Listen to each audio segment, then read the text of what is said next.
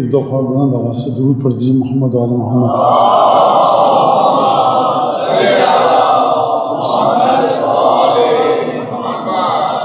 اعوذ باللہ من الشیطان الرجیم، بسم اللہ الرحمن الرحیم۔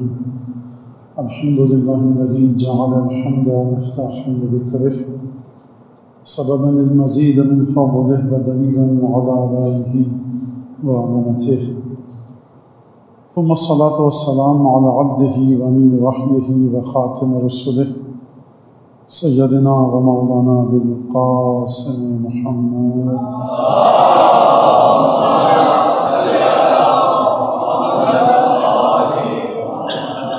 وعلى أهل بيته الطيبين الطاهرين الذين أذهب الله عنهم الرجس وطهرهم تطهيرا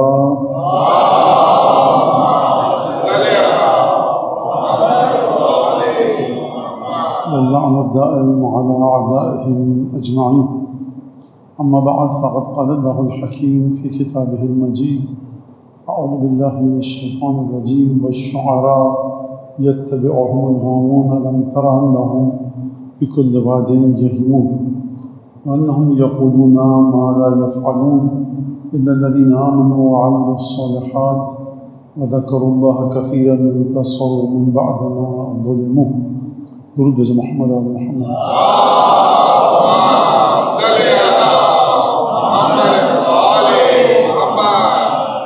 موضوع جو آج کی تقریر کا ہے یہ بہرحال مجھ سے ایک چوک ہو گئی اور ایک کوتاہی ہو گئی کہ میں موضوع 5 دنوں کا مختلف موضوعات پر یہ ارادہ تھا کہ مختلف موضوعات پر یہاں گفتگو ہوگی، کیونکہ پہلے عشرے میں بہرحال یہ ہوتا ہے کہ ایک ہی موضوع چلتا ہے تقریباً 9 دن یا 9 شبوں تک، لیکن یہ جو میرا ارادہ یہاں پر تھا وہ میں نہیں بتا پایا، تو میں آپ کی خدمت میں اس وقت عرض کر دیتا ہوں کہ میر انیس کے یہاں زیارات کے اثرات، یعنی جو معصومین کی زیارات ہیں اس کے جو مضامین ہیں، مطالب ہیں، معانی ہیں، وہ انیس نے اپنی زبان میں کس طرح سے بیان کی، اور پھر اس کے بعد یہ بہرحال 40-45 میں، اور میں تاخیر کی معذرت بھی چاہتا ہوں کیونکہ اس شہر میں ٹریفک تو بہرحال آپ کے ہاتھ میں نہیں ہے، اور جو بندہ مومن لے کے آ رہا ہے وہ لے کے جا رہا ہے بندہ خدا، پوری کوشش ہے کی، لیکن بہرحال یہ ہے۔ اور یہ مت سمجھ گیا کہ میں مجلس پڑھ کے آ رہا ہوں، کیونکہ آپ حضرات کا یہی رہتا ہے کہ مولانا کو مجلس پڑھنے کی کیا ضرورت تھی، نہیں، میں کبھی بھی ایسے مجلس نہیں لیتا کہ اگر نزدیک 2 مجلس ہوں، کیونکہ ٹریفک کا حال پتہ ہے، لہٰذا ابھی تک جو آپ غلط باتیں سوچ رہے تھے میرے ذہن میں اس کو آپ نکال دیجئے، ہم بڑی مشکلوں سے یہاں تک پہنچے بہرحال۔ تو ایک تو یہ کہ جناب میر انیس کے اشعار میں، مرثیوں میں زیارات کے معنی کو انہوں نے کس طرح سے قلم بند کیا ہے، اور ہم جب میر انیس کی بات کرتے ہیں تو ہم 14 معصومین کی تو بات نہیں کر رہے، نہ ہم انیس کو معصوم مانتے ہیں، نہ امام، نہ کوئی امام زادہ کہ جس نے ائمہ سے براہ راست تعلیم حاصل کی، غلطیوں کا امکان ہے۔ ہمارے مکتب میں خوبی ہی یہ ہے کہ 14 معصومین اور اس کے بعد جن کی ذمہ داری معصومین نے اپنی لسان مبارک سے لی انہی کو ہم غلطیوں سے مبرہ مانتے ہیں، ورنہ سب کو ہم غلطی کے دائرہ امکان سے باہر نہیں کر سکتے۔ اور اعتراض ہو سکتا ہے، اعتراض کیجئے آپ، بالکل میری تقریر پہ اعتراض، میں تو کیا، آپ مراجع کے ساتھ جا کر گفتگو کیجئے، بتائیے ان کو ہمیں آپ کی اس بات پر اعتراض ہے، دلیل یہ ہے۔ علمی بحث کی ہمانیت جہاں تک کہیے آپ گنجائش ہے، اصحاب ائمہ آ کر امام کی خدمت میں آ کر سوالات کرتے تھے، کبھی اعتراض کرتے تھے، امام کبھی اس پر خفا نہیں ہوئے، امام کبھی اس پر ناراض نہیں ہوئے۔ پوچھیے، پوچھنے والا جو مکتب ہے وہ وہی مکتب ہے جس کے پاس ہر سوال کا جواب ہے۔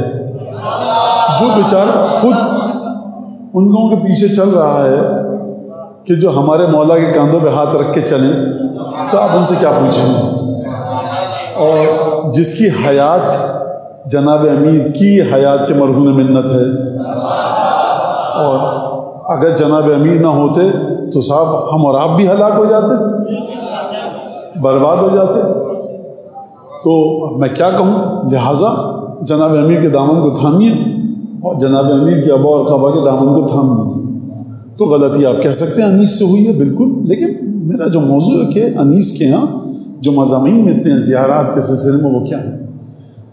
جو میں نے آپ کے سامنے آیت پڑھی ہے تقریباً سورہ شعراء کی آخری آیتیں ہیں کہ جس میں پروردگار عالم ارشاد فرما رہا ہے کہ عجیب انداز سے کہ اگر کوئی شاعر یہاں بیٹھا ہے شاعر اہل بیت تو یہ اس سے میری گفتگو نہیں ہے۔ فرما رہا ہے کہ وَالشُّعَرَاء يَتَّبِعُهُمُ الْغَاوُونَ، شعراء کی جو اتباع کرتے ہیں پیروی وہ کرتے ہی گمراہ ہیں، شعراء کی جو پیروی کرتے ہیں گمراہ کرتے ہیں۔ أَلَمْ تَرَ أَنَّهُمْ فِي كُلِّ وَادٍ يَهِيمُونَ، حبیب کیا تم نے نہیں دیکھا کہ یہ ہر جگہ سر ٹکرائے پھرتے ہیں، در بدر کی ٹھوکریں کھاتے ہوئے، ہر وادی میں یہ سرگرداں پریشان ہیں، رستہ سجھائی نہیں دے رہا ان کو۔ وَأَنَّهُمْ يَقُولُونَ مَا لَا يَفْعَلُونَ، اور جو کہتے ہیں وہ کر کے نہیں دکھاتے۔ إِلَّا الَّذِينَ آمَنُوا وَعَمِلُوا الصَّالِحَاتِ، ہاں مگر وہ لوگ کہ جو ایمان لائے، نیک عمل کیا، وَذَكَرُوا اللَّهَ كَثِيرًا، جنہوں نے کثرت سے خدا کا ذکر کیا، وَانتَصَرُوا مِن بَعْدِ مَا ظُلِمُوا، اور مدد کی کن کی؟ ان لوگوں کی کہ جن پر ظلم کیا گیا۔ اب ان آیات سے پہلے آپ سن لیجئے آیات کو کہ ہم تمہیں نہ بتائیں حبیب، هل انبئکم علی من تنزل الشیاطین، حبیب کیا ہم تمہیں نہ بتائیں کہ شیاطین نازل کس پر ہوتے ہیں؟ تنزل علی کل افاک نسیم، ہر اس شخص پر جو الزام لگائے جھوٹا اور گناہگار ہو اس پر نازل ہوتے ہیں، شیاطین نازل ہوتے ہیں۔ لہٰذا اب یہ دونوں آیتوں کا آپ نے سورہ شعراء کی ایک تو آخری 3 آیتیں اور اس کے بعد اس سے پچھلی آیت سنما کلام کی آیت بھی آپ نے سن لی، اور جو اس سے پچھلی والی آیات تھی ان کا ترجمہ بھی سن لیا۔ ایک دفعہ اور سن لیجئے کہ شاعروں کا جو کرتوت ہیں قرآن مجید بتا رہا ہے کہ یہ وہ کام جو کہتے ہیں وہ کرتے نہیں ہیں، ہر وادی میں سرگرداں رہتے ہیں، در بدر کی ٹھوکریں کھاتے پھرتے ہیں، اور اس کے بعد ان کے قول و فعل میں تضاد ہے، اور ان کی پیروی کون کرتے ہیں؟ گمراہ، یہ خود بھی گمراہ، ان کے پیچھے چلنے والے بھی گمراہ۔ اللہ، مگر وہ لوگ الا الذین آمنوا وعملوا الصالحات، جو لوگ ایمان لائے، عمل صالح کیا، اللہ کا ذکر کثرت سے کریں، اور مدد کی کن کی؟ جن پر ظلم ہوا ہے۔ خدا کہہ رہا ہے کہ دیکھو شاعروں کی حالت ہے یہ، لیکن وہ لوگ کہ جو ایمان لائیں عمل صالح کریں وہ ان شعراء سے جدا ہیں۔ اب یہاں تک کی بات آپ کے سمجھ میں آ گئی۔ اب خدا نے اس سے پچھلی آیات میں ایک قرینہ دیا، قاعدہ دیا کہ حبیب ہم تمہیں نہ بتائیں هل ننبئکم علی من تنزل الشیاطین، کیا ہم تمہیں نہیں بتائیں کہ شیاطین کس پر نازل ہوتے ہیں؟ اس پر کہ جو تہمتیں لگاتا ہے، الزامات لگاتا ہے، جھوٹ باندھتا ہے، بہتان لگاتا ہے اور گناہگار ہے۔ لہٰذا خداوند تبارک و تعالیٰ نے شیطان کے نزول کی بات کی، اور اس کے بعد شاعروں کی مذمت کی، اور کہا کہ وہ لوگ کہ جو ایمان لائے عمل صالح جنہوں نے کیا۔ اب یہاں پر 2 باتیں ہم کو ملتی ہیں شیاطین کے نازل ہونے کے سلسلے میں۔ ایک تو امام نے فرمایا، کس سے فرمایا؟ ہشام ابن حکم سے فرمایا کہ دیکھو جب تک تم یہ کام کرو گے، مرحبا، ہشام کے کیا کہنے؟ ناصرنا بقلبہ ولسانہ ویدہ، کیا کہنے ہشام ابن حکم کے؟ چھٹے امام فرما رہے ہیں کیا کہنے ہشام ابن حکم کے؟ ہاتھ، زبان اور دل سے ہمارا مددگار ہے۔ اب یہاں پر مددگار امام کا، اس چیز کو اپنے ذہن میں رکھیے۔ قرآن ایک اور بات فرما رہا ہے، دیکھو ان الشیاطین لیوحون الی اولیائہم، شیطان اپنے پیغامات چپکے بھیجتے ہی ان کو ہیں جن کی شیطان کے ساتھ بڑی اچھی دوستی ہوتی ہے۔ تو بھائی اب آپ یہ جو بات کر رہے ہیں کہ محبت اور نفرت، تو ہم اہل بیت کے چاہنے والے اسی لیے اپنی محبت کو لٹا چکے، اب محبت کا سرمایہ باقی ہی کہاں رہا جو ہم شما کو لیے لٹائیں؟ جو محبت تھی وہ اہل بیت کو دے چکے، اب آپ کسی اور کے لیے محبت مانگیے گا، سرکار میری جیب میں 10 روپے تھے میں نے آپ کو دے دیے، اب کوئی اور شخص آئے گا کہے گا 1 روپیہ نہیں ہے، 8 آنے 4 آنے 1 آنی 2 آنی، جو تھا ان صاحب کو دے دیا، اب جیب میں کچھ بچا ہی نہیں۔ جو محبت کا سرمایہ تھا وہ سب کا سب آپ نے لٹا دیا اہل بیت کی بارگاہ میں، اب یہ محبت کا مایہ اور سرمایہ اور خمیر مایہ بچا ہوگا تو آپ کسی کو دیں گے۔ آپ نے یہ بات سن لی، جب محبت آپ نے کر لی اہل بیت کے ساتھ، خدا فرما رہا ہے کہ شیاطین چپکے اپنے سچے چاہنے والے اور پیروکاروں کو پیغامات بھیجتے ہیں۔ لہٰذا اگر آپ کو شیطان کے پیغامات سے اور شیاطین کے پیغامات سے دور رہنا ہے تو اپنا گٹھ جوڑ، اپنا تعلق اپنی ولایت شیطان سے توڑ کر کسی ایسے سے جوڑ لیجئے کہ جس کے ذکر سے شیطان بھاگ جاتا ہو۔ خوب توجہ کی آپ نے۔ تو یہاں تک اگر آپ آ گئے تو ایک تو بات یہ سمجھ میں آئی۔ اب اگر آپ نے جملہ سمجھ لیا کہ شیطان کیسے پیغام دیتا ہے، تو اب چلیے ہشام ابن حکم کی طرف۔ امام کے پاس آیا، امام نے کہا کہ یہ ہمارا مددگار ہے، دل سے، زبان سے اور ہاتھ سے۔ زبان سے مدد سمجھ میں آتی ہے کہ کسی نے امام کے بارے میں نازیبہ بات کی، آپ نے آیات کے ذریعے، حدیثوں کے ذریعے امام کی امامت کو ثابت کیا۔ زبان سے گفتگو کی تو آپ نے امام کی مدد کی۔ کوئی شخص امام کی بارگاہ میں آ کر نازیبہ اور ناروا نامناسب حرکت کرنا چاہتا تھا، آپ نے اپنے ہاتھ سے روک دیا اور فرمایا، تو آپ نے مدد کی ہاتھ سے۔ ہاتھ اور زبان کی مدد تو سمجھ میں آتی ہے، یہ دل سے کیسے مدد ہوتی ہے؟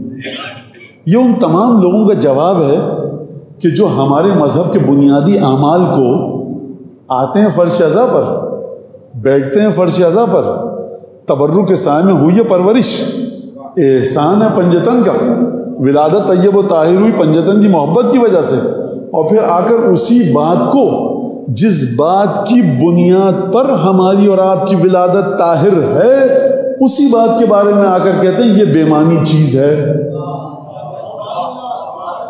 سرکار جس کے ٹکڑوں پر پلے ہیں اس کے بارے میں یہ نہ کہیے کہ بے معنی ہے۔ جس روح اور جس جذبے اور جس احساس اور جس عشق اور محبت کی بنیاد پر آپ کی پرورش ہوئی ہے، اس کو نہیں کہیے فضول چیز ہے۔ یہ تمہید تھی تھوڑی سی، اب نتیجہ سن لیجئے۔ امام فرمانا ہاتھ اور زبان سے مدد کرنے والا اور قلب سے۔ یہ قلب کے ذریعے مدد کیسے ہوتی ہے؟ سرکار میں بھی بیٹھا ہوں، صبح تک آپ بھی بیٹھیے، بتائیے۔ قلب مرکز خیالات کا، تصورات کا، احساس کا، جذبات کا۔ آپ اپنے دل میں میرے بارے میں اس وقت اچھے جذبات رکھتے ہیں یا برے؟ میں سمجھ سکتا ہوں؟ نہیں۔ میں آپ کے بارے میں اچھے جذبات رکھتا ہوں یا برے؟ آپ سمجھ سکتے ہیں؟ نہیں۔ میں آپ کو اچھا سمجھ رہا ہوں انسان، برا انسان سمجھ رہا ہوں؟ کوئی نہیں سمجھ سکتا۔ اب قلب سے کیسے مدد ہوگی؟ قلب سے ایسے مدد ہوگی کہ قلب نام ہے جذبات کا، قلب نام ہے احساس کا، اور قلب نام ہے تولی اور تبری کا، قلب نام ہے تبرع اور تولے کا، قلب نام ہے مودت کے مرکز کا۔ قُلْ لَا أَسْأَلُكُمْ عَلَيْهِ أَجْرًا إِلَّا الْمَوَدَّةَ فِي الْقُرْبَى۔ حبیب ان سے کہو کہ ہماری مودت کے، اہل بیت کی مودت کے علاوہ کچھ بھی لائیں، ہاں تمہارے کار رسالت کا اجر عطا نہیں کر سکتے۔ لہٰذا قلب مرکز ہے مودت اور محبت کا۔ امام فرما رہے ہیں کہ اگر کوئی مومن اپنے دل میں وہ جذبات رکھے جو ہم جذبات تمہارے دل میں چاہتے ہیں، اس کا مطلب ہے کہ تم اپنے دل کے ذریعے ہماری مدد کر رہے ہو۔ اب یہ مت کہیے گا کہ آپ کے دل میں تولا ہے تو کیا کر لیا، تبرہ ہے تو کیا کر لیا۔ میرا امام کہہ رہا ہے کہ اگر تمہارے دل میں جذبات ہیں ایسے کہ جن جذبات کی ہم تصدیق کرتے ہیں، تو تم اپنے گھر میں بیٹھے ہو، چھت کے نیچے بیٹھے ہو، اگر ہاتھ ماتم کے لیے نہیں اٹھ رہا، ہمت نہیں ہے، تابوت کو کاندھا نہیں دے سکتے، امام باڑے میں نہیں آ سکتے، مجلس برپا نہیں کر سکتے، مجلس پڑھ نہیں سکتے، نوحہ سن نہیں سکتے، نوحہ کر نہیں سکتے، کچھ نہیں کر سکتے، تو دیکھو دل کے جذبات بتاؤ۔ جب نہ رسول دل کے جذبات تو یہ ہیں، دل کے جذبات یہ ہیں کہ مولا عباس کی زیارت میں آپ پڑھ چکے ہیں، زیارت وارثہ میں پڑھ چکے ہیں، فَمَعَكُمْ مَعَكُمْ لَا مَعَ غَيْرِكُمْ۔ نہ ابھی عباس ہیں نہ حسین۔ رجعت جب ہوگی، مولا عباس اپنی قبر سے اٹھ کر آئیں گے، امام حسین اپنی قبر سے اٹھ کر آئیں گے، تو اس وقت وہ واقعہ ہوگا۔ ابھی وہ واقعہ نہیں ہو سکتا، نہ آنکھوں سے کوئی دیکھ سکتا ہے۔ آپ کے قلب کی کیفیت یہ کہ مولا عباس جب آپ رجعت کے وقت اٹھ کر آئیں گے نا، مولا حسین جب آپ اٹھ کر آئیں گے نا، میرے دل کی تڑپ یہ کہ آپ کے ساتھ ہو جاؤں۔ نہ اس وقت رجعت ہوئی ہے اور نہ اس وقت امام حسین آئے ہیں، نہ مولا عباس کو دوبارہ زندہ کیا گیا ہے۔ یہ قلب کی تڑپ بھی امام صادق کی نگاہ میں معتبر ہے۔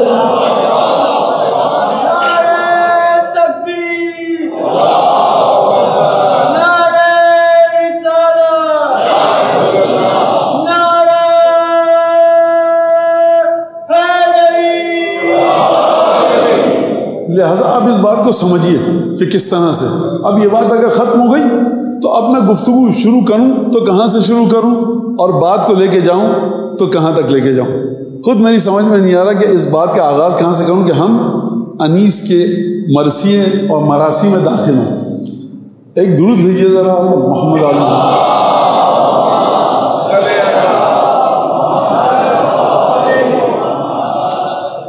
انیس اردو بولتے تھے، شمال ہند میں پیدا ہوئے، فیض آباد میں پیدا ہوئے، لکھنؤ میں انتقال ہوا، اور زبان اردو ہے، فارسی بھی آتی تھی، عربی بھی آتی تھی۔ نجف میں بھی شعراء تھے بہت سارے، وہ عربی بولتے تھے۔ ایران میں بھی بہت سارے شعراء تھے اہل بیت کے جو فارسی بولتے تھے۔ لیکن کیا کہنے سرکار محبت اہل بیت کے، کہ آپ انیس کے اشعار کو رکھیے، آیت اللہ العظمیٰ جتنے بھی بڑے بڑے مراجع گزرے ہیں ان کے قصیدوں کو رکھیے، ایرانی شعراء کو رکھیے، عالم تھے جو عالم نہ بھی تھے، ان کے اشعار میں آپ کو ایک ہی حقیقت کی جانب اشارہ نظر آئے گا۔ وہ کیا ہے؟ وہ محبت اہل بیت کے سلسلے میں تڑپ اور مصائب اور فضائل کے سلسلے میں جو دل سے ایک ہائے نکلتی ہے نا، ایک ہوک اٹھتی ہے اور انسان تڑپ کر ایک ماتم شروع کرتا ہے اور گریا، وہ آپ کو سب شعراء میں مشترک ملے گا۔ تو یہ محبت اہل بیت کا خاصہ ہے، اور سب شعراء اپنی تعریف کرتے ہیں پہلے کہ ہم ایسے شاعر ہیں، ہم ویسے شاعر ہیں، اور اس کے بعد جب اہل بیت کے بارے میں آتے ہیں تو وہ عجیب انداز سے گفتگو کرتے ہیں۔ لہٰذا انیس جب یہ کہتے ہیں کہ یا رب چمن نظم کو گلزار ارم کر، تو فیض کا مبدا ہے توجہ کوئی دم کر، گمنام کو اعجاز بیانوں میں رقم کر، اے ابر کرم خشک زراعت پہ کرم کر، جب تک یہ چمک مہر کے پرتوں سے نہ جائے، اقلیم سخن میرے قلم رو سے نہ جائے۔ یعنی پروردگار جب تک یہ سورج چمک رہا ہے، اقلیم سخن یعنی شاعری کی بادشاہت کا جو ملک ہے اس کا بادشاہ میں رہوں۔ اور 1874 میں انتقال ہوا، تقریباً اس پر 150 برس ہو گئے ہیں، اور اقلیم سخن کا مجھے نہیں پتا، لیکن مرثیہ لکھنے والا اس کے سامنے، اور ایسی بات نہیں ہے کہ اب اچھے مرثیے نہیں لکھے جا رہے، معیاری کلام ہے لیکن کم ہے بہت، لیکن بہرحال اور نوجوانوں کے پاس نہ وقت ہے نہ دلچسپی، لیکن اچھے بڑے بہترین انداز میں لکھے جا رہے ہیں، اور جوش کے بعد جوش کے شاگردوں نے جو مرثیے لکھے ہیں، ہندوستان میں بھی مرثیے اچھے لکھے جا رہے ہیں، اور یہاں پر بھی۔ اور ظاہر سی بات ہے کہ انسان دیکھے کہ میں یہاں پہ جملہ کہوں کہ ایک واقعہ 8-10 گھنٹے کے لیے ہوا، صبح عاشور، اذان علی اکبر، عصر کے وقت ختم۔ اس 8-10 گھنٹے کے واقعات نے شاعروں کو کتنا علمی مواد دیا کہ 700-800 برس سے ہندوستان میں مرثیے لکھے جا رہے ہیں، اور ہر مرثیہ اچھوتا، ہر مرثیہ پچھلے مرثیے سے ممتاز۔ اور میں بچوں سے کہوں گا، نوجوانوں سے، کہ معیاری کلام پڑھیں، جا کر پڑھیں، اذان مقتل کو پڑھیں، جو یہیں پر آپ کے اسی، مجھے نہیں پتہ اس وقت ہیں کہ نہیں ہیں، لیکن بہرحال تو آپ جا کر پڑھیے اور دیکھیے کہ ہمارے جوش صاحب آگ، پیاس، پانی، موجود و مفکر، یہ مرثیہ لکھ رہے ہیں۔ یعنی حسین ابن علی کے پیغام میں اتنی طاقت ہے کہ آپ عجیب و غریب، ناقابل ادراک، ہر آدمی کے لیے ناقابل درک نہیں ہے، ان مضامین کو لائیے اور پھر مرثیوں میں سموئیے اور حسین ابن علی کے وجود کے ساتھ جوڑیے۔ کلام کا محل ہے، تعامل کی جگہ ہے، اعتراضات، اشکالات ہیں، علمی بحثیں ہیں، وہ ایک الگ چیز۔ لیکن میں یہاں سے ایک جملہ کہہ کر اور پھر انیس کی طرف آتا ہوں اور اس بات پر گفتگو کرتا ہوں کہ مرثیہ ایک لحاظ سے نازک موڑ پر ہے۔ یہ بات میں اس لیے نہیں کہہ رہا کہ آپ کو نتیجہ دوں گا، یہ بات میں اس لیے کہہ رہا ہوں کہ سوالات کو آپ کے ذہن میں ایجاد کروں اور آپ اس پر سوچیں کہ مرثیے کے بارے میں کہا گیا کہ مرثیہ رونانے کی ایک صنف تھی، اور اب الحمدللہ جو میں نقاد حضرات کو دیکھتا ہوں محترم ہیں، اور دیکھیے یہ کوئی توہین کی بات نہیں ہو رہی، یہ ایک علمی بات ہے۔ ہم کو ہمارے مکتب سے، چھٹے امام اور پانچویں امام کے مکتب سے، جناب امی کے مکتب سے یہی سکھایا گیا کہ سوال کیجئے، چھان پھٹک کیجئے، جانچ پڑتال کیجئے اور اس کے بعد گفتگو کیجئے۔ تو مرثیے کے اندر جو آیا رولانے کے لیے نہیں ہے، بلکہ مرثیے میں ایک مقصد ہونا چاہیے۔ وہ مقصد کیا ہونا چاہیے؟ وہ مقصد یہ کہ عمل کے لیے اٹھو۔ جب کسی شخص کے بارے میں آپ گفتگو کر رہے ہیں اور اس وقت مورد نظر شخصیت حسین ابن علی ہے، تو آپ کو سید الشہداء کی شخصیت کو، ایک درود پڑھیں محمد علی محمد،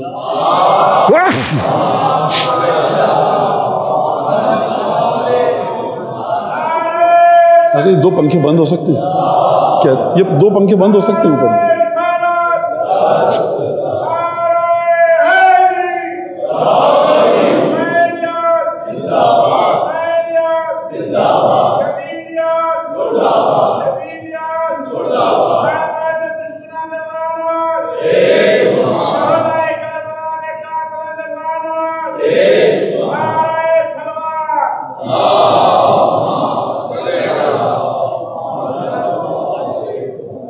تو جس طرح سے امام حسین کی شخصیت کو ان کے جد اور ان کے رسول اور ان کے پدر بزرگوار نے سمجھایا ہے، اگر مرثیہ امام حسین پر گفتگو کرتے کرتے اس مقصد سے دور ہو جائے تو یہ مرثیہ اپنے مقصد سے دور ہو گیا۔ جس نے کہا ہے اس نے صحیح کہا ہے۔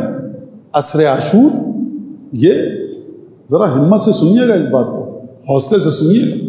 عصر عاشور کا مرثیہ، اس میں نماز و روزے کی فضیلت کی بات مت کیجئے، اس میں آپ فرعی مسائل کی بات مت کیجئے۔ عصر عاشور کا مرثیہ نہیں، دیکھیے امام حسین کا کوئی مقصد تھا، وہ تو مقصد اگر آپ نے، امام حسین کا مقصد جو بھی تھا، عصر عاشور شہزادی سے سیکھے کہ وہ کیا کرتی تھیں، رسول اللہ سے سیکھے کہ وہ کیا کرتے تھے۔ لہٰذا غدیر کے دن اگر آپ مصائب مولا پڑھیں تو آئمہ نے ہمیں حکم یہ نہیں دیا، آئمہ نے کہا کہ خوش رہو، مٹھائیاں بانٹو، اچھے کپڑے پہنو، مبارکباد دو، تمہارے مولا کو آج اس عہدے کا اعلان ہوا ہے۔ لہٰذا غدیر کے دن عزاداری غلط، اور عاشور کے دن کسی بھی دینی مسئلے پر گفتگو کرنا وہ غلط۔ کسی بھی طرح کی کوئی بات ہو سرکار، کسی نے بھی آپ کے کسی بھی مقدس چیز کی توہین کر دی ہو، عاشور کے دن جو ایک قرخ کیا ہے اور قدغن لگائی ہے سید الشہداء کے نانا اور بابا اور مادر گرامی نے، خوب اس کو اچھی طرح سے سمجھیے، ورنہ اگر عاشور کے مصائب و فضائل میں اور غم کے ایام میں آپ نے ہر چیز کو آنے کی اجازت دی تو یہ وہ چیز نہیں رہے گی کہ جس کی جانب رسول خدا نے اشارہ کیا تھا۔ لہٰذا کوئی مرثیہ و سوز و سلام ہو، اگر وہ کسی بھی لحاظ سے اگر کوئی مخصوص دن ایسا ہے کہ جہاں پر صرف گریہ ہونا چاہیے، جہاں پر صرف ماتم ہونا چاہیے، کیونکہ یہ گریہ وہ ہے کہ جس کی جانب تاکید کی ہے آئمہ نے، یہ گریہ وہ ہے کہ جس کی جانب آئمہ نے زور دیا ہے۔ مرثیہ خان کو جب اپنے گھر میں بلاتے ہیں تو یہ نہیں فرماتے کہ کچھ کام کی باتیں بھی کرو، صرف اور صرف ہمارے جد کے مصائب پڑھو۔ امام صادق کو کون سے ایسے مصائب تھے کہ جس کا علم نہ تھا؟ سب مصائب کا علم تھا۔ کہا کہ تم سے سننا چاہتا ہوں، یعنی کیا مطلب ہے اس کا؟ چاہ کر دیکھیے اس بات کو آپ۔ لہٰذا مرثیہ لکھنے والے، سوز سلام لکھنے والے اگر اس طرف چلے جائیں کہ صاحب اس میں کوئی تبلیغ بھی ہونی چاہیے، نظمیں لکھیے آپ نماز کی شان میں، روزے کی شان میں۔ مرثیہ جب لکھ رہے ہیں تو غم حسین ابن علی اجاگر ہو۔ آپ کو اعتراض ہو سکتا ہے بالکل میری اس بات پر، اور یہ کہی اسی لیے رہا ہوں کہ ذہن میں سوالات آئیں تو پھر تب میں آپ کو کتابیں کھول کر دکھاؤں، پھر میں آپ کو زیارات سید الشہداء کھول کر دکھاؤں۔ حتیٰ باریکی اتنی ہے کہ آپ صبح عاشور، شام غریباں، عصر عاشور کی مجالس میں جناب زینب کی جرت اور بہادری کا ذکر کریں، عصر عاشور کی مجلس میں آپ امام حسین کی شجاعت اور بہادری کا ذکر کریں۔ مصائب اور دکھ درد اور ظلم جو ہوئے اس کو چھوڑ کر علماء فقہاء مراجع اس کو پسند نہیں فرماتے ہیں، کہتے ہیں حسین ابن علی کی مظلومیت کو چھٹے امام نے اجاگر کیا، ذاکر سے کہتے ہیں تم بھی اسی کو اجاگر کرو۔ حتیٰ شجاعت تھی مولا میں، اس بات کو خوب اچھی طرح سمجھ لیجیے۔ لہذا انیس یہ کہتے ہیں، لیکن اس کے بعد یہ کہتے ہیں کہ وہ آپ کے سامنے ہیں کہ درود بھیجے محمد آل محمد۔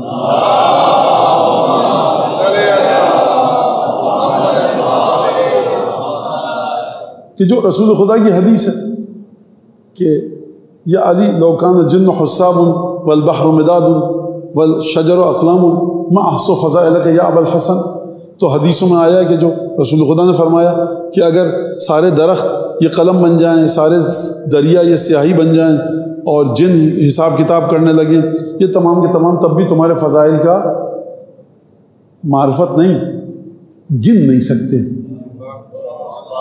معرفت بات کی بات ہے، گن نہیں سکتے۔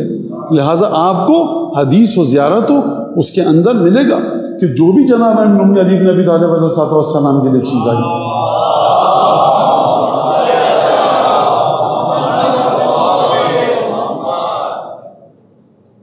تو اس کے باوجود بھی گن نہیں سکتے۔ اب وہ میں اس طرف بندہ 1000 سال عبادت اگر کرے اور زر بقدر کوہ احد راہ حق میں دے، یہ تمام کی تمام چیزیں ظلم و جور سے شہید ہو جائے، اور فرماتے ہیں آخر میں کہ حب علی کی میں جو نہیں دل کے جام میں، جنت کی بو نہ آئے گی اس کے مشام میں۔ دیکھیے جس چیز کی جو قیمت آپ کے 12 اماموں نے لگائی ہے، آپ بھی اس چیز کی وہی قیمت لگائیے۔ اگر وہ قیمت آپ کی سمجھ میں نہیں آ رہی، لگائیے امام نے یہ اتنی معمولی، اس کی اتنا سا ہیرا ہوتا ہے 10 15 5 لاکھ، مجھے تو نہیں پتا 20 25 لاکھ 10 لاکھ 1 کروڑ 2 کروڑ، اتنی سی چیز جوہری جانتا ہے اتنی سی چیز کی کیا قیمت ہے۔ یہ جو ٹپ سے آنکھ سے آنسو بہ کر گرا، آپ نہیں لگا سکتے اس کی قیمت کا اندازہ، وہ لگائے گی جس نے حسین ابن علی کو چکیاں پیس پیس کے پالا تھا۔ یہ آپ کا ڈومین ہی نہیں ہے، یہ آپ کا دائرہ کار ہی نہیں ہے کہ ایک آنسو کی قیمت کیا ہے۔ اس پر غور فرمائیے آپ۔ لہٰذا اب انیس جب یہ کہتے ہیں تو آگے چل کر یہ کہتے ہیں کہ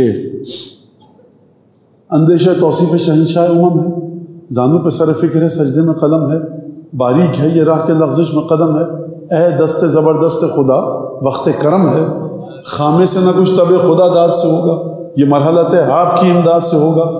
کہہ چکے ہیں اپنے آپ کو میں بہت بڑا شاعر ہوں، پرچمدار مملکت سخن کا میں ہوں، لیکن کہتے ہیں اندیشہ توصیف شہنشاہ امم ہے۔ اب میں علی بن ابی طالب کی مدح کرنے جا رہا ہوں تو کروں تو کیا؟ انیس آپ تو بہت بڑے شاعر ہیں، کہتے ہیں زانوں پہ سر فکر ہے، سجدے میں قلم ہے، باریک ہے یہ راہ کے لغزش میں قدم ہے، اے دست زبردست خدا وقت کرم ہے۔ یہ راہ باریک کیوں ہے علی ابن ابی طالب کی مدحت کی؟ باریک کیوں ہے؟ اتنے ڈھیروں واقعات ہیں۔ انیس کے سامنے حدیث ہے کہ یا علی، جس طرح سے اس کو میں نے اور تجھے پہچانا، جس طرح مجھ کو اس نے اور تو نے پہچانا، اور جس طرح سے یا علی تم کو اس نے اور میں نے پہچانا، کسی نے نہیں پہچانا۔ تو اگر رستہ وہ ہو کہ جس رستے کو سوائے خدا اور رسول کے نہ جانے، تو کہاں پر قلم پڑے کہاں پر قدم پڑے، انیس آگے بڑھے تو کیسے؟ باریک ہے یہ راہ کے لغزش میں قدم ہے، اے دست زبردست خدا وقت کرم ہے، خامے سے نہ کچھ طب خدا داد سے ہوگا، یہ مرحلت ہے آپ کی امداد سے ہوگا۔ آئینے سے اوصاف سکندر نہیں ممکن، بلبل سے کبھی وصف گل تر نہیں ممکن، ذرے سے ثنائے شہ خاور نہیں ممکن، جبریل سے تعریف پیمبر نہیں ممکن۔ فرماتے ممکن ہے کسے شعر الہی کی ثنا کا، ہو سکتا ہے بندے سے ادا شکر خدا کا۔ اگر تم علی بن ابی طالب کی تعریف کرنے میں کامیاب ہو گئے نا، تو اس کا مطلب یہ ہے کہ تم نے خدا کا شکر ادا کر دیا، اور خدا کا شکر ادا کرنا ممکن ہی نہیں، تو تم علی کی تعریف نہیں کر سکتے۔ اب یہ انیس کیوں کہہ رہے ہیں؟ کیونکہ خداوند تبارک و تعالیٰ قرآن میں فرما رہا ہے کہ دیکھو اگر تم ان تعدوا نعمت اللہ لا تحصوها، اگر خدا کی نعمتوں کو گننا چاہو گے تو ان نعمتوں کا احاطہ نہیں کر سکتے کہ کتنی نعمتیں تھیں۔ معرفت نعمت کی بات نہیں ہو رہی، گننے کی بات ہو رہی ہے۔ تو خدا کہہ رہا ہے کہ سیب، آم، انار، امرود، کیلا، فالسا، ہرا دھنیا، پودینہ، ادرک، جعفر، جویتری، اور کیا کیا نام لوں سرکار، ان کو گن سکتے ہو؟ گنتے رہیے۔ اچھا اس کے بعد آنکھ، ناک، کان، دانت، زبان، زبان کے اندر مختلف ذائقے چکھنے کی جگہ، کان، دماغ، اور دماغ کی نعمتوں کو ہڈیاں اور ڈی این اے اور پتہ نہیں کیا کیا کیا، خون، اور خون آپ سمجھ سکتے ہیں؟ ماہرین کہتے ہیں کہ کہیں 100 سال اس طرف بھی لائٹ ایئرس، اگر کوئی دھماکہ ہوتا ہے اس کے اثرات آپ کی زمین پر آتے ہیں۔ آپ گن سکتے ہیں؟ نہیں گن سکتے یہ نعمتیں۔ تو یہ بتائیے آپ، یہ سیب، انار، امرود اور آلو اور پودینہ اور پیاز اور ماش اور مونگ کو آپ نہیں گن سکتے، تو یہ بتائیے کہ جس کے ذریعے خدا نے اپنی نعمتوں کو تمام کیا ہو، الیوم اکملت لکم دینکم واتممت علیکم نعمتی، تو اس کو آپ کیسے؟ باریک ہے یہ راہ کے لغزش میں قدم ہے۔ انیس کے سامنے امام سجاد ہیں، بیٹا محمد باقر ذرا رجسٹر لے کر آؤ جس میں دادا کی، ہمارے دادا کی عبادتیں ہیں۔ کون کہہ رہا ہے؟ امام سجاد۔ امام باقر لے کر آئے، پڑھا، نبذہ تزجرا۔ ایک دفعہ ان کا من اتیہ لہ بذالک، کس میں طاقت ہے کہ جو ہمارے دادا جیسی عبادتیں کر سکے. کون کہہ رہا ہے؟ میں نہیں کہہ رہا، شیخ طوسی علامہ ہلوی نہیں کہہ رہے، سید ساجدین کہہ رہا ہے، زین العابدین. آپ نے سنا زین کا مطلب کیا ہے؟ زینت. سید کا مطلب کیا ہے؟ آقا. یعنی جتنے بھی لوگ عبادت کرتے ہیں، سلمان فارسی، ابو ذر غفاری، مقداد، میثم، جناب فضہ، رعایا کی بات کر رہا ہوں، جناب ابو الفضل، جناب زینب کی بات نہیں کر رہا.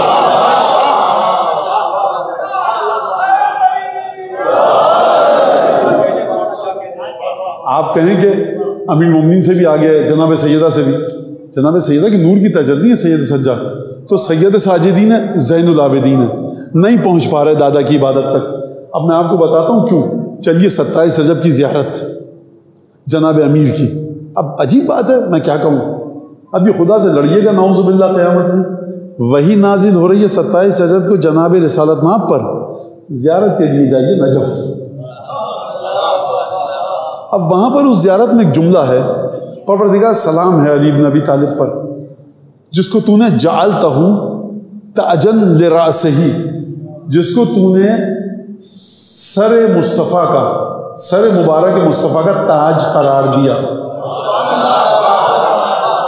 تاج تو بادشاہ پہنتے ہیں، یہ رسالت مآب کے تاج کیوں قرار دیا؟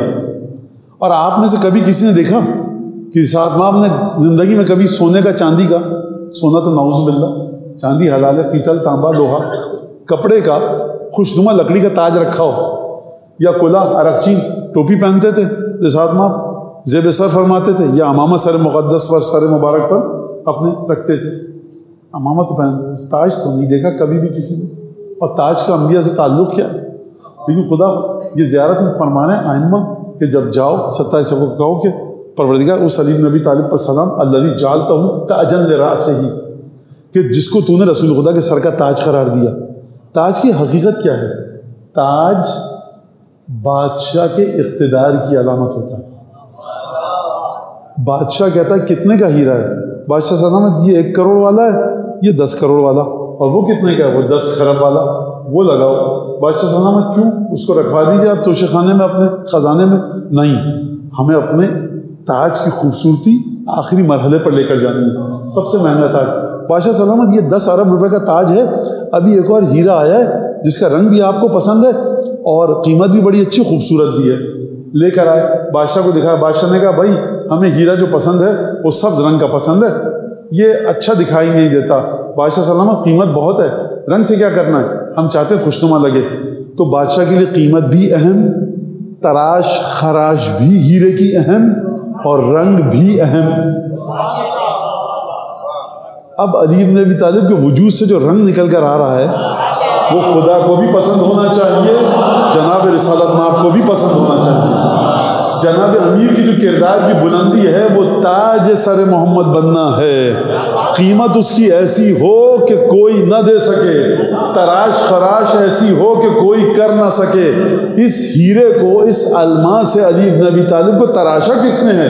رسول خدا نے تراشا ہے غار ہرا میں اپنے ساتھ لے جا کر. اس ہیرے کی قیمت کیا ہے؟ کہا وَمِنَ النَّاسِ یشری نفسہ ابتغاء مرضات اللہ. بک گیا یہ نفس شب ہجرت.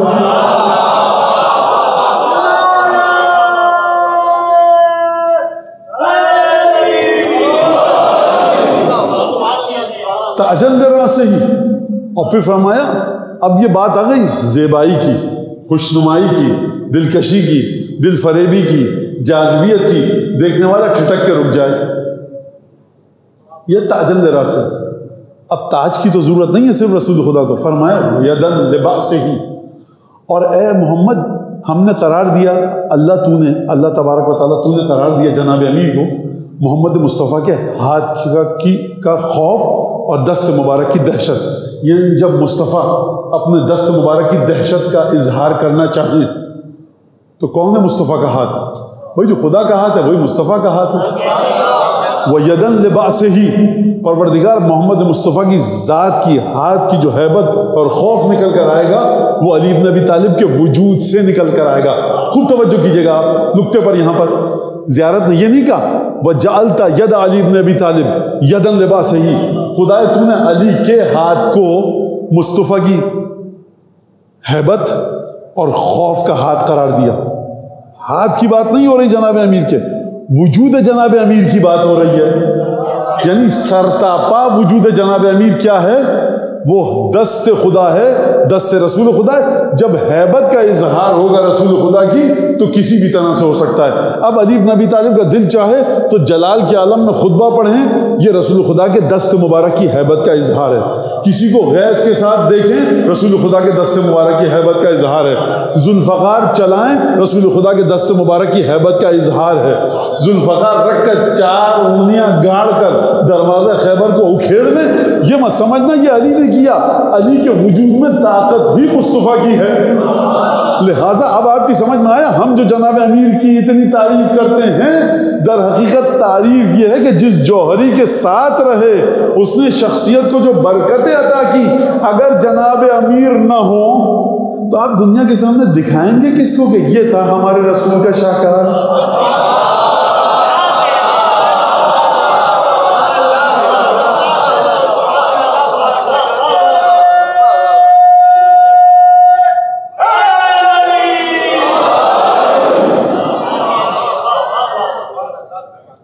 لہٰذا اب میں اس سے آگے کیا بات کروں، وقت میرا ختم ہو چکا ہے.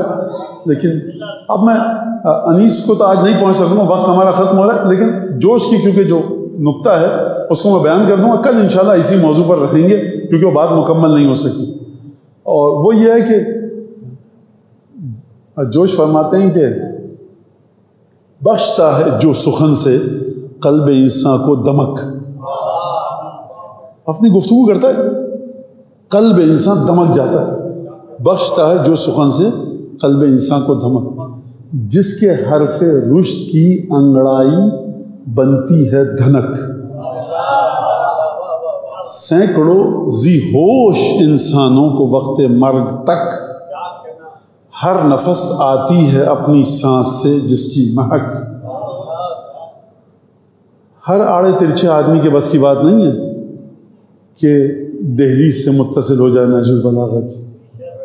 ذی ہوش ہونا چاہیے، ذی شعور ہونا چاہیے.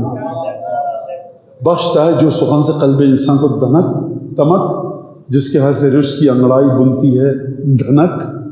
دھنک بچوں کے لیے کہہ رہا ہوں، قوس و قزح یعنی رینبو. جس کے حرف رشد یعنی وزڈم کی جب بات کرتا ہے تو دھنک، جس کے حرف رشد کی انگڑائی بنتی ہے دھنک.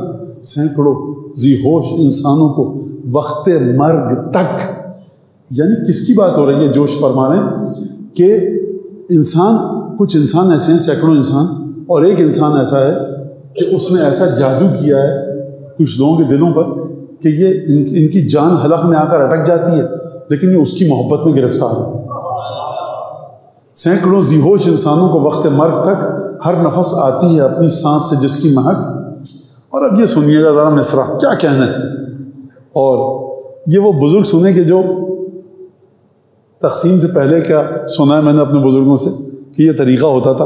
اور یہ طب ائمہ میں بھی کہیں کہیں آیا ہے کہ پیروں پر مہندی لگا کر چارپائی پر لیٹ جاتے تھے گرمیوں کی دوپہر میں کہ، اور یہ طب ائمہ میں طب جو جڑی بوٹیوں والی طب ہے اس میں کہتے ہیں کہ یہ گرمیوں کے موسم میں اگر خالص مہندی تلوے پہ لگائی جائے تو وہ جگر کے عمل کو اچھا کر دیتی ہے. دیکھیں میں کوئی نسخہ نہیں بتا رہا، نہ میرا کام ہے، میں نے بتایا کہ یہ ایک ملتی ہے چیز. تو مولانا نے بتایا نہیں، میرا جو ہم بربادی کا شکار ہوئے اسی لیے جس کا جو کام نہیں ہے وہ کر رہا ہے.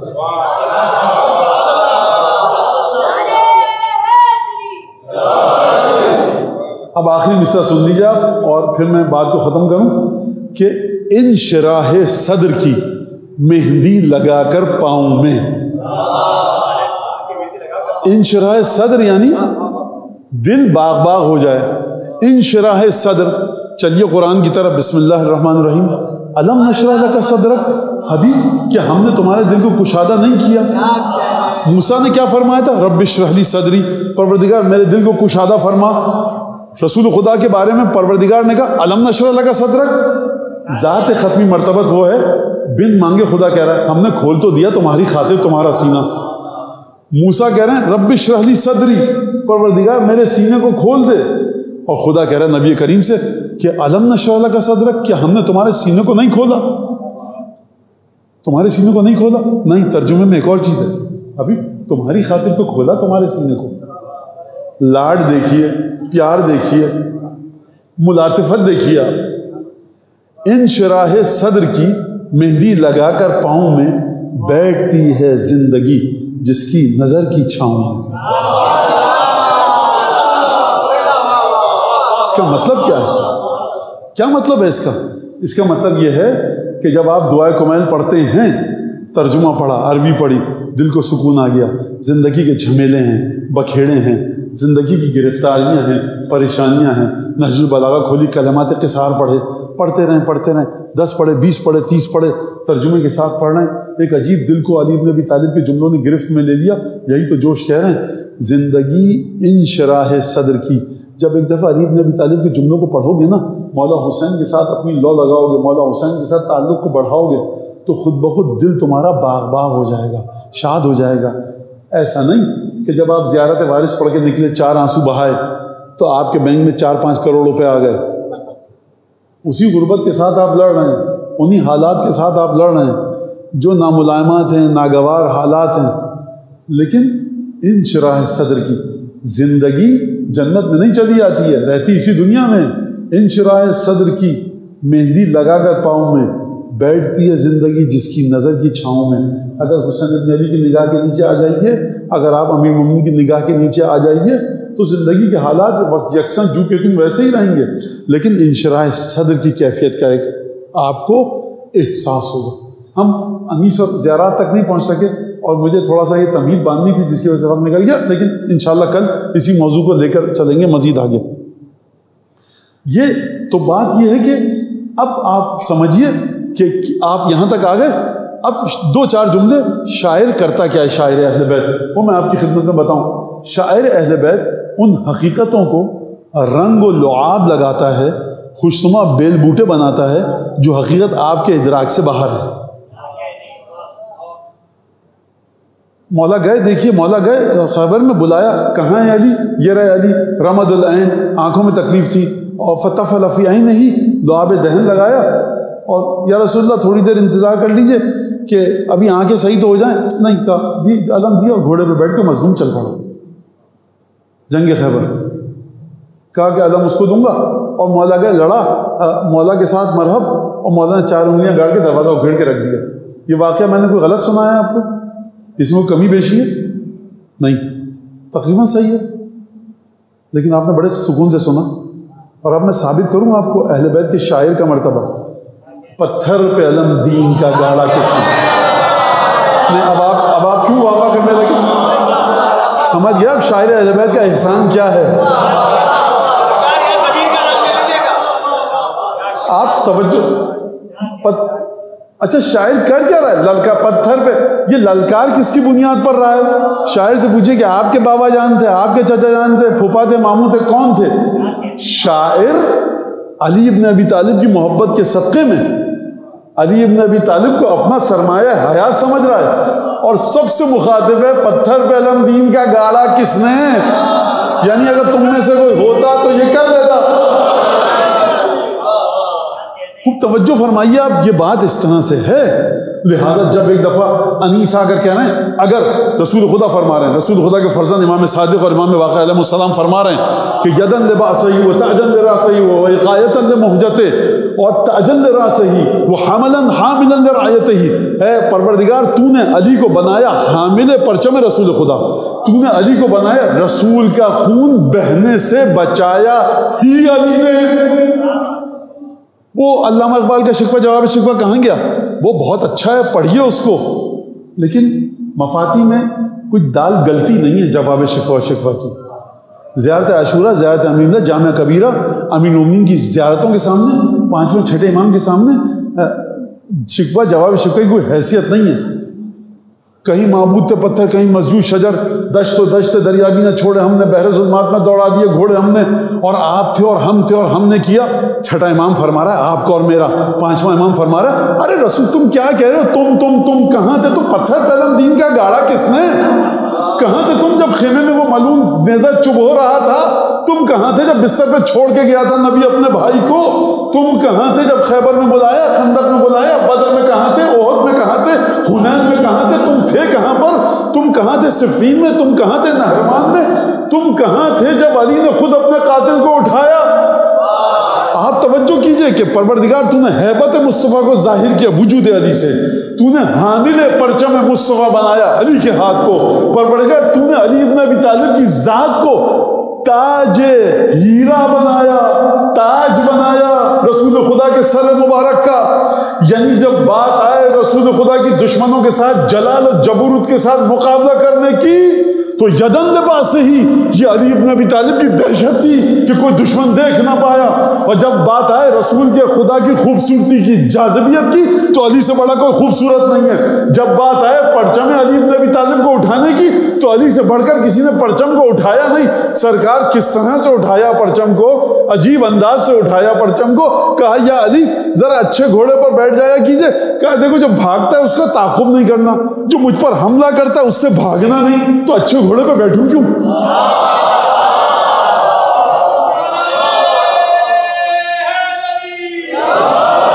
لہذا آپ جائیے بالکل شوق سے تیز رفتار گھوڑا لے کر آئیے، اگر ادھر فائدہ نہ دے گا تو ادھر تو دے ہی دے گا۔ خوب توجہ فرمائیے آپ، یدن لباس سے ہی وہ تاجن لراس سے ہی، یہ تمام کی تمام آپ بات سمجھے جو زیارت 27 رجب کی زیارت میں آئی ہے۔ اب ایک دفعہ انیس کہتے ہیں حسین ابن علی آئے اور شہادت کا وقت قریب ہے، فرمانے حسین ابن علی کس کے پدر کا نام جناب امیر ہے؟ کس کا پدر رسول خدا کا وزیر ہے؟ دونوں جہاں میں کون بشیر و نذیر ہے؟ اپنا تعارف نہیں کروا رہے، بابا کا کروانا ہے انیس کی زبانی۔ کیوں؟ کیونکہ بنیاد ہے ہی علی ابن ابی طالب۔ کس کا پدر رسول خدا کا وزیر ہے؟ بنیاد کفر کس نے جہاں سے مٹائی ہے؟ کس نے نبی کے دوش پہ معراج پائی ہے؟ پیدا ہوا جو کعبے کے اندر وہ کون ہے؟ چیرا ہے جس نے مہد میں اجدر وہ کون ہے؟ توڑا ہے جس نے قلعہ خیبر وہ کون ہے؟ عجیب انداز۔ درود بھیجو محمد علی محمد۔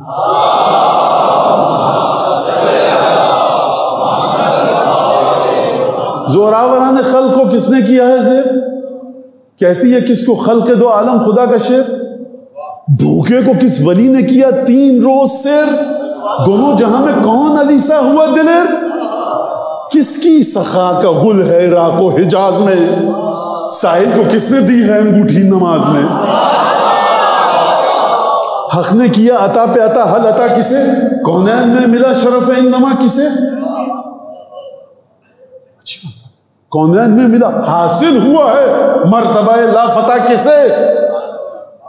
خوب توجہ کیجئے گا، انیس یہ نہیں فرما رہے کہ علی کو مرتبہ لا فتح ملا، کہہ رہے ہیں کسے؟ یعنی پوری کائنات میں کوئی ہو تو اٹھ کے آئے تو سامنے، حاصل ہوا ہے مرتبہ لا فتح کسے؟ اور پھر انیس فرما رہے ہیں یدن لباس سے ہی، علی کا ہاتھ خدا کا ہاتھ ہے لیکن زیارت 27 رجب میں ہے، وہ یدن لباس سے ہی، سر سے پاؤں تک علی خدا کا ہاتھ ہے۔ توجہ فرمائیے گا۔ اب چلیے انیس کی جانب، حق نے کیا عطا پہ عطا، حل عطا کسے؟ بخدا میرا تو دل چاہتا ہے کہ تسبیح لے کر انسان اس مصرے کو پڑھتا رہے، حق نے کیا عطا پہ عطا، حل عطا کسے؟ اب بچے آپ کہیے گا کوئی گایا تھا گمراہ مولوی بدعت پھیلا کے چلا گیا، کیا کیا جائے؟ اب ہمارا بدعت بھی یہی ہے سرکار، ہم جناب امیر کی بدعت کو چھوڑتے ہیں تو جناب امیر کی بدعت پر آتے ہیں۔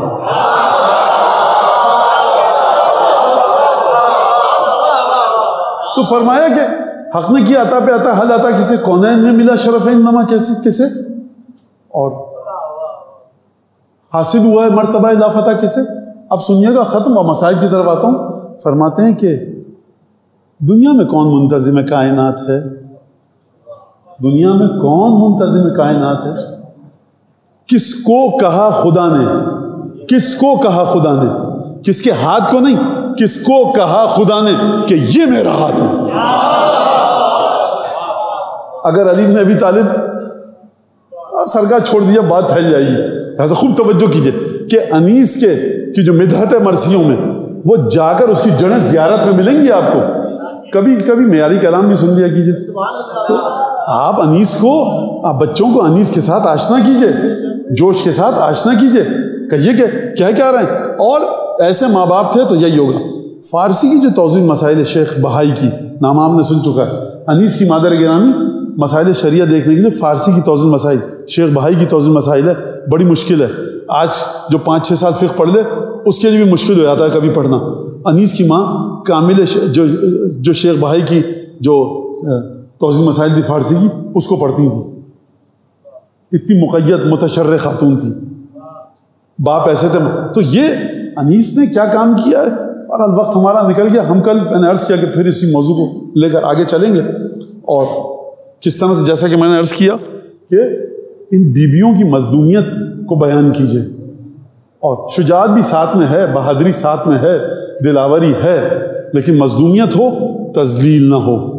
مظلومیت ہو, شجاعت کا رنگ بھی ہو خفیف سا, لیکن مظلومیت کے کون سی بیویاں تھیں, کون سی شہزادیاں تھیں, اس کے بعد کس طرح سے انہوں نے برداشت کیا تمام مظالم کو.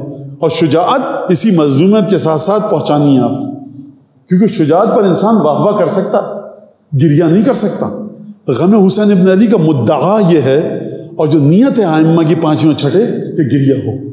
لہٰذا شام غریبہ میں جب خیمے جلائے گئے اور قبلہ و کعبہ حضرت آیت اللہ سید علی نقن صاحب کا جملہ ہے, وہ کہتے ہیں کہ امام سجاد کی جو امامت ہے کٹھن ترین امامت ہے. پہلا مسئلہ جو امام بننے کے بعد امام سجاد نے بیان فرمایا ہے وہ پھوپھی نے پوچھا ہے. اور مسئلہ کتنا دردناک ہے. بیٹا سجاد یہ بتاؤ کہ خیموں میں جل کے مر جائیں یا پردے کی حفاظت کریں, جان بچائیں یا پردہ. آپ دیکھیے جناب زینب کو اتنا معمولی مسئلہ نہیں پتا ہوگا. امام وقت کی اطاعت دیکھیے. بیٹا سجاد, جو کہ آپ مقتل میں سنتے, ایک دفعہ شہزادیاں خیمے سے نکلی. کون سی شہزادیاں خیمے سے نکلی کہ جن کے دروازے پر رسول خدا آ کر سلام کرتے تھے. خیمے جل چکے, شام غریبہ کا سورج ڈوب چکا. واقع عاشور کب کا ہے یاد ہے نا آپ کو؟ 11ویں کی شب ہے. جب 11ویں کی شب آتی ہے تو چاند کی روشنی بڑی دھیمی ہو جاتی ہے. بچیاں بھی ساتھ ہیں سہمی ہوئی. کسی کا باپ مارا گیا ہے, کسی کا بیٹا, کسی کا چچا, کوئی اپنے شوہر کو کھو چکی ہے. آپ جانتے ہیں, میں ایک بات بتاؤں, مقاتل اگر آپ جا کر پڑھیں گے نا, کسی مقتل میں آپ کو نہیں ملے گا کہ شام غریبہ میں جلے ہوئے خیموں کے پاس بیٹھ کر بیویوں نے گریہ کیا ہو. آپ کو پتہ ہے کیوں نہیں کیا؟ اس کی کیا وجہ سمجھ میں آتی ہے. قلب کی کیفیت اتنی ماں تو مبہوت تھیں شہزادیاں, ایک ایسے نفسیاتی حالت سے گزر رہی تھیں کہ شہزادیوں کے پاس گریہ کرنے کا بھی حوصلہ نہیں تھا. ایک عجیب کیفیت تھی, یعنی بے حس و حرکت, ایک بے جان مجسموں کی طرح تھی یہ بیوی. حسین کی وصیت تھی, بہن میرے بچوں سے خبردار, ہمارے قافلے میں جو بچے آئے ہیں ان سے خبردار. ایک دفعہ بچوں کو جب گننا شروع کیا, 2 بچے نہیں تھے. بیویاں آواز دیتی ہوئی صحرا کی طرف گئی. رات کا اندھیرا ہے, 14ویں کا چاند نہیں ہے یہ چاند اپنے محاق میں جا چکا ہے, بڑی مدھم دھیمی سی روشنی ہے. بس ایک دفعہ دیکھا دونوں بچے باہیں ڈال کر ریت پر سو رہے ہیں. شہزادیاں سمجھیں کہ بچے پیاس کی شدت کی وجہ سے غش کھا کے سو چکے ہیں. اب جو جا کر آواز دی تب بھی نہیں اٹھے, شانہ پکڑ کر ہلایا تب بھی نہیں اٹھے. اب جو ان بچوں کو ایک دوسرے سے جدا کیا گیا اور جب ٹٹولا گیا تو ان بچوں کے سینے زخمی تھے. عزیزوں, وہ نیزے اور تیر اور تلوار کا زخم نہیں تھا, وہ گھوڑوں کی ٹاپوں کا زخم تھا. جب شام غریبہ میں اشقیاء نے حملہ کیا تھا نا حسین کے خیموں پر, تو یہ بچے سراسیمہ ہو کر اس انداز سے دوڑے تھے کہ کئی ہزار کا لشکر جب گھوڑوں پر سوار ہو کر آئے گا تو یہ بچے زندہ حالت میں گھوڑوں کی ٹاپوں تلے روندے گئے تھے اس مظلومیت کے ساتھ. ان بچوں اللهم كن لوليك الحجة ابن الحسن صلواتك عليه وعلى آبائه في هذه الساعة وفي كل ساعة وليا وحافظا وقائدا وناصرا ودليلا معينا حتى تسكنه أرضك وطعامه ومتاعه فيه طويلا. پانے والے ہم سب کی دعاؤں کو قبول فرما. حسین ابن علی کی عزاداری ہم آپ کو خدمت کرنے کی توفیق عطا فرما. جو خدمت کر رہے ہیں اسے خدمت کو قبول فرما. ہمارے ضرور اعزاء ارحام والدین جو لوگ جن کے ہم پر حق دنیا سے جا چکے ہیں ان کی مغفرت فرما.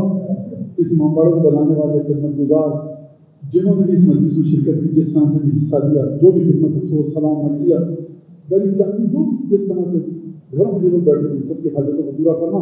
حضرت حجت کی بارگاہ میں اس مجلس کی شرف قبولیت سے سرفراز فرما. ان کے دل سے ہر درد اور دکھ کو دور فرما اور خوشی عطا فرما. قبولیت دعا کی دونوں